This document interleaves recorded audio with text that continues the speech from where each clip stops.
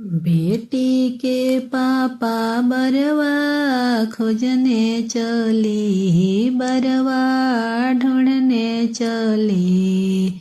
हंसी के पूछली उनकर अम्मा कैसन बरवा नजरे लगी।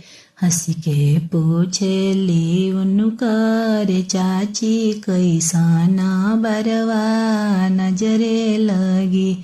पनवा ऐसन बर पातर फुलवा ऐसन सुंदर बेटी के आगा गम के रही। पनवा ऐसन बर पातर फुलवा ऐसन सुंदर बेटी के आगा गम के रही। बेटी के भैया बरवा खोजने चली, बरवा ढूंढने चली। हंसी के पूछली उनकर भाभी कैसन बरवा नजरे लगी।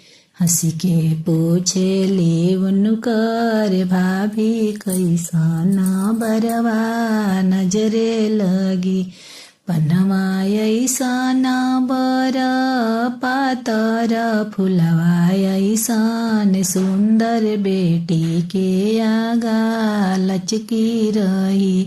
पनवा ऐसन बर पातर फुलवा ऐसन सुंदर बेटी के आगा गम की रही।